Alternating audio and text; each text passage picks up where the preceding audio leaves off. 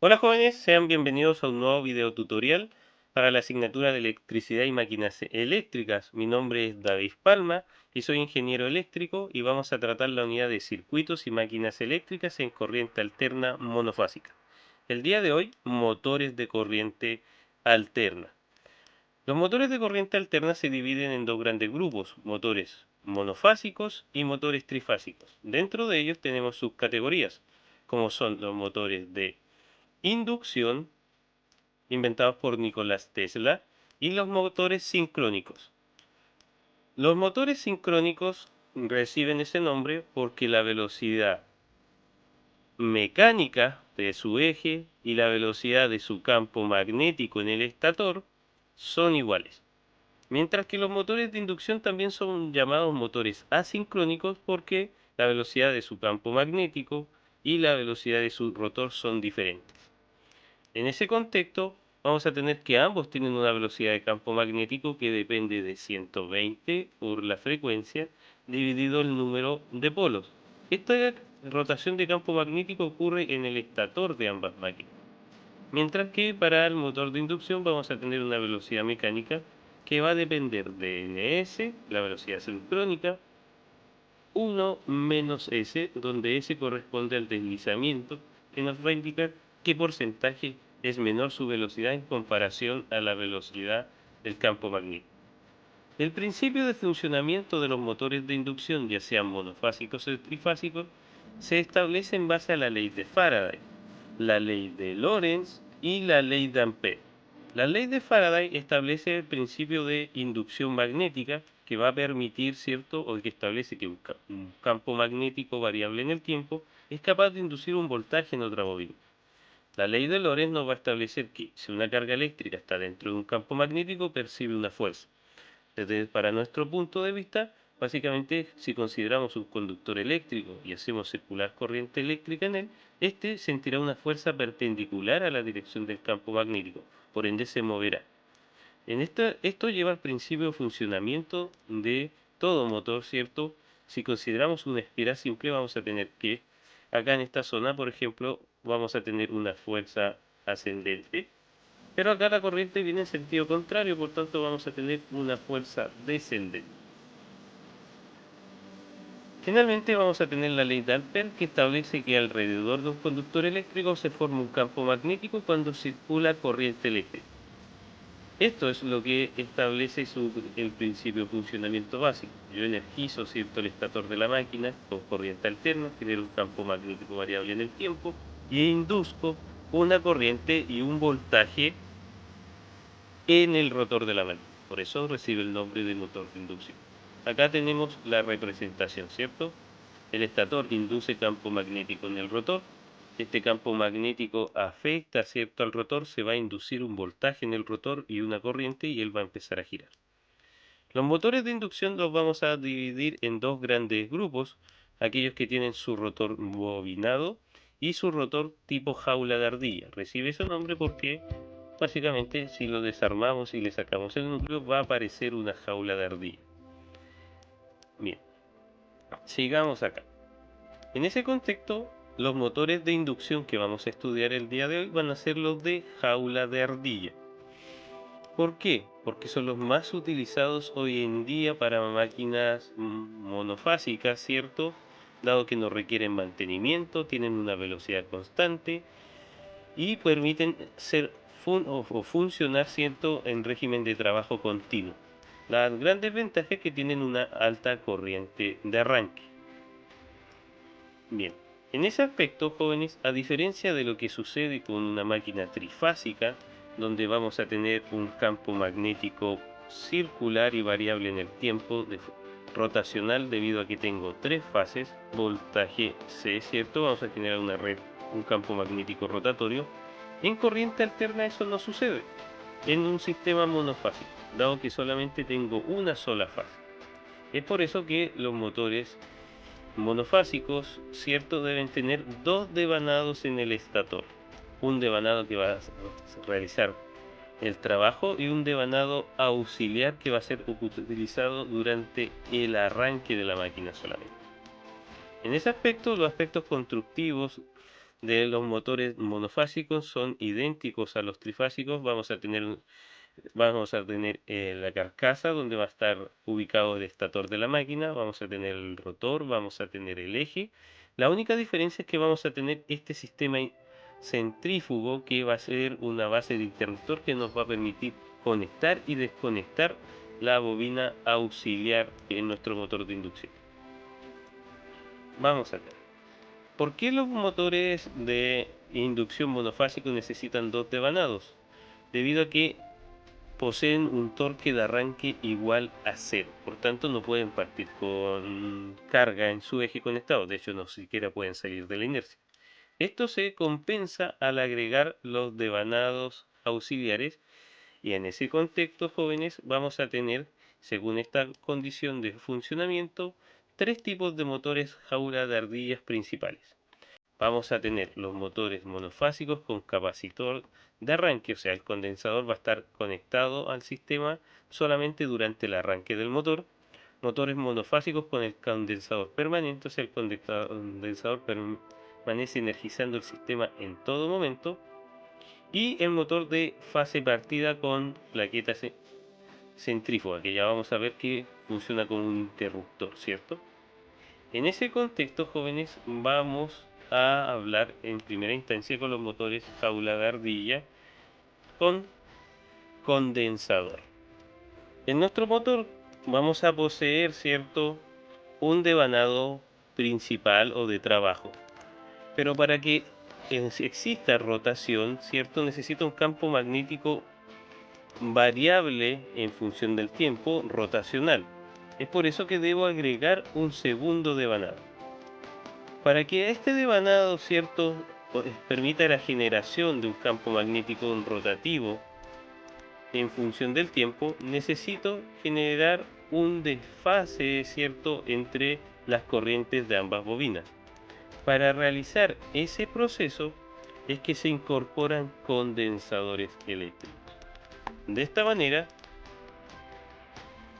el campo magnético va a asegurar una rotación. Al generar esta rotación de campo magnético va a permitir que esta máquina funcione y gire. En ese contexto, jóvenes, vamos a tener dos posibilidades, ¿cierto? Vamos a tener, bueno, en realidad son tres. Vamos a tener la posibilidad de un motor de inducción con devanado de trabajo, bobinado de arranque y condensador de arranque. ¿Qué quiere decir esto? Que esta bobina funciona solamente durante el arranque del motor. Después de los 2 o 3 segundos es desconectado. Eso puede ser producido por un interruptor centrífugo como el que mencionamos en delante.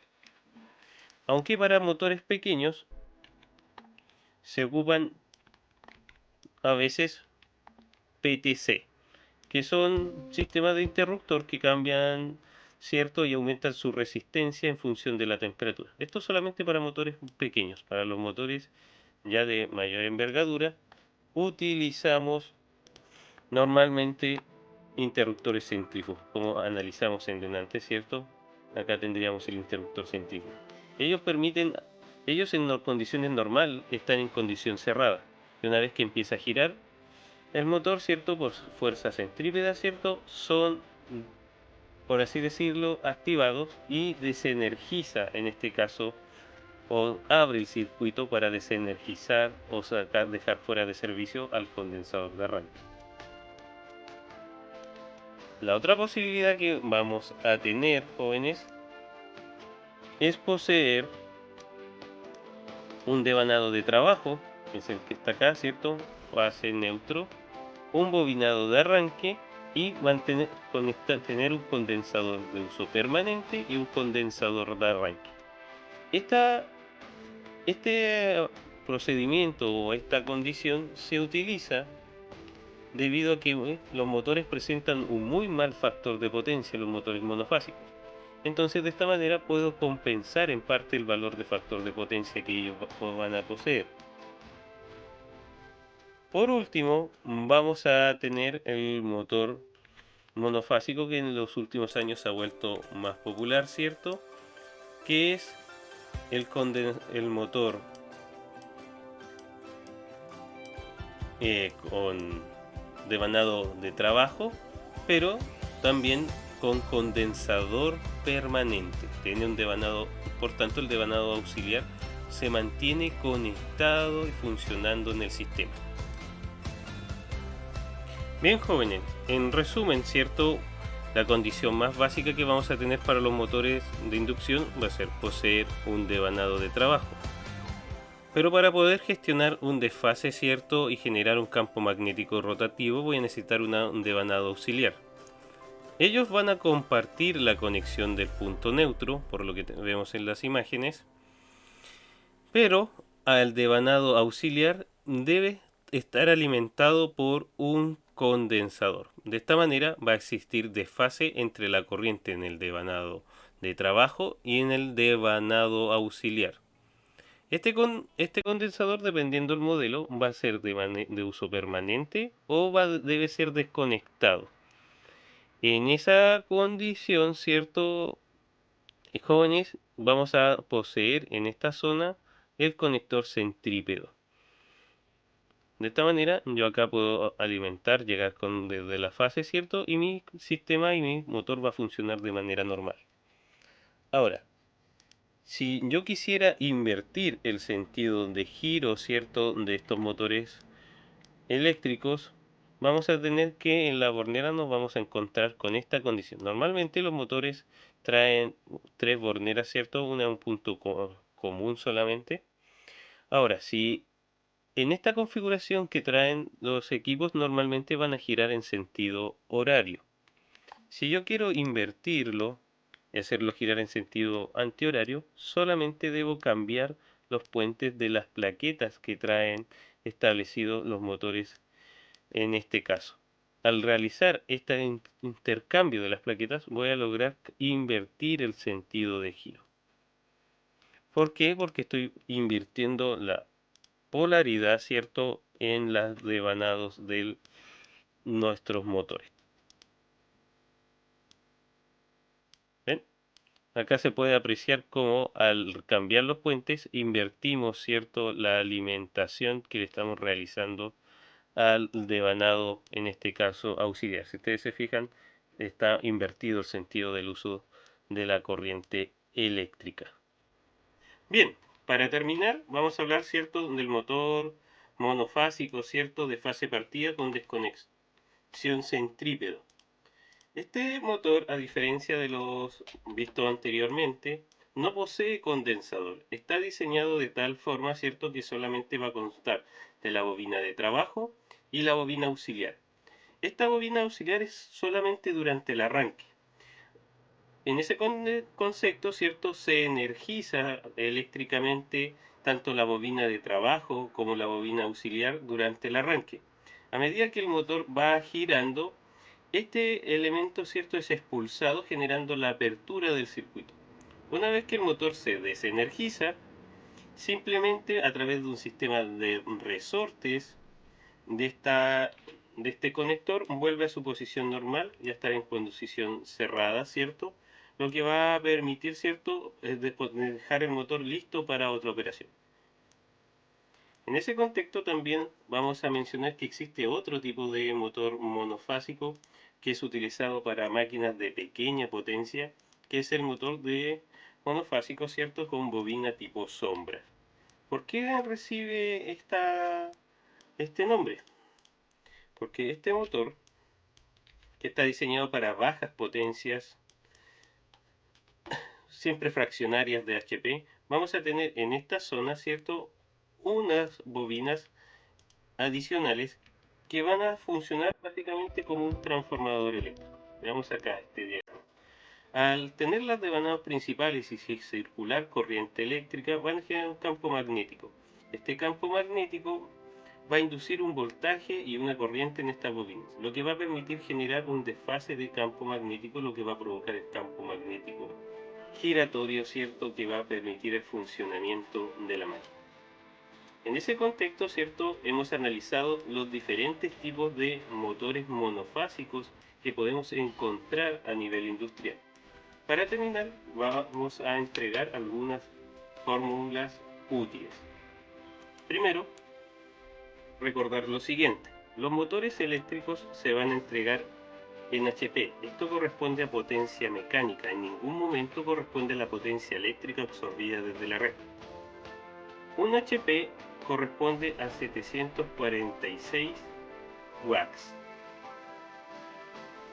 En ese contexto, si yo necesito conocer la potencia eléctrica de estos motores, la que va a absorber realmente desde la red, va a estar dado por su potencia mecánica dividido el rendimiento de la máquina, ¿cierto?